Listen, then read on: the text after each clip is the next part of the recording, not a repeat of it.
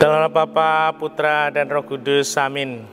Ibu bapak, saudari, saudaraku yang terkasih, kaum muda adik-adik, salam bantul kasih berkah dalam.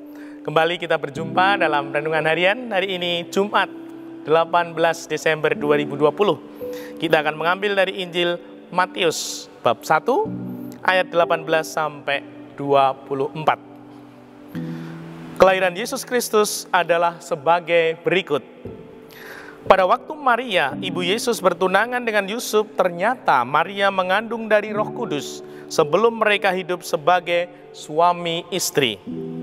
Karena Yusuf suaminya seorang yang tulus hati dan tidak mau mencemarkan nama istrinya di muka umum, ia bermaksud menceraikannya dengan diam-diam.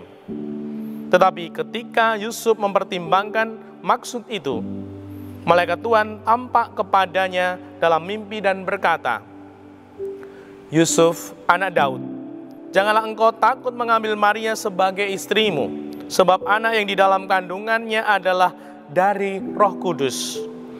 Maria akan melahirkan anak laki-laki dan engkau akan menamai dia Yesus, karena dialah yang akan menyelamatkan umatnya dari dosa mereka."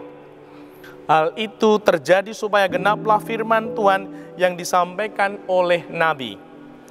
"Sesungguhnya anak darah itu akan mengandung dan akan melahirkan seorang anak laki-laki, dan mereka akan menamai dia Immanuel, yang berarti Allah menyertai kita."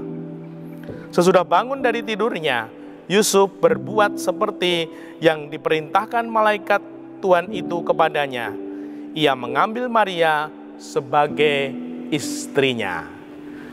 Demikianlah Injil Tuhan. Terpujilah Kristus. Ibu bapak, saudari, saudaraku yang terkasih, dalam bacaan Injil ini, tokoh utama yang dimunculkan adalah peran dari Santo Yusuf. Dan istimewa, di tanggal 8 Desember 2020 kemarin, Selasa kemarin, diumumkan oleh Paus kita Fransiskus di Basilika Santa Maria Maggiore dalam bentuk surat apostolik untuk memulai tahun Santo Yusuf. Wah, ini luar biasa ya, memperingati 150 tahun Santo Yusuf sebagai pelindung gereja universal.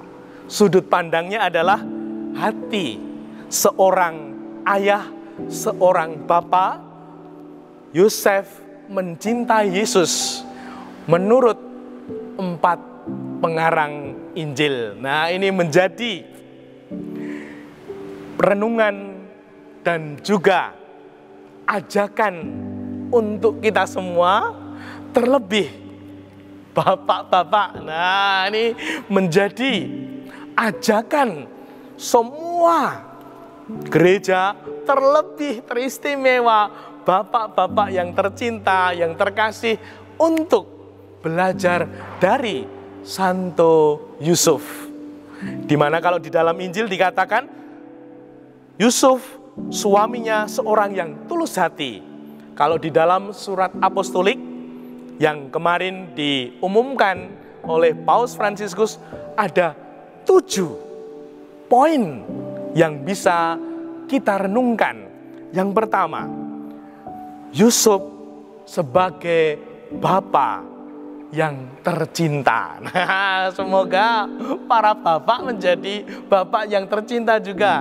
Lalu yang kedua, bapak yang lembut dan penuh kasih. Nah, gimana bapak-bapak lembut, penuh kasih? Nah, yang ketiga, bapak yang taat. Nah, gimana bapak-bapak ini taat atau sulit taat? Nah, yang keempat, bapak yang selalu menerima. Wah, ini bagus banget ya. Menerima apa yang terjadi dalam keluarga. Nah, semoga ini menjadi berkat. Yang kelima, bapak yang selalu memberikan semangat. Nah, gimana di masa pandemi yang sulit ini peran Bapak meneladan Santo Yusuf memberikan semangat untuk istrinya, untuk anak-anaknya. Nah, semoga ini menjadi nyata. Lalu yang keenam, Bapak yang pekerja keras. Wah, ini menjadi sapaan untuk bapak-bapak ini. Gimana? Pekerja keras? Mau bekerja keras? Nah, semoga sungguh. Yang ketujuh, Bapak yang selalu mendampingi. Wah, ini di masa pandemi ini belajar online, daring. Wah, ini bapak-bapak juga harus ikut mendampingi anak-anaknya.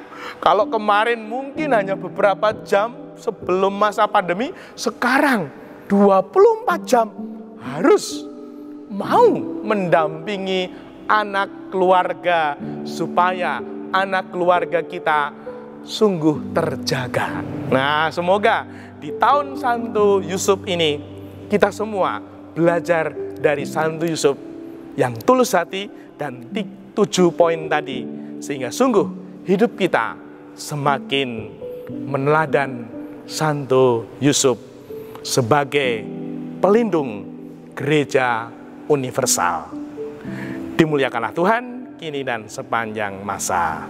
Salam mantul kasih, berkah dalam. Nama Bapa, Putra, dan Roh Kudus. Amin.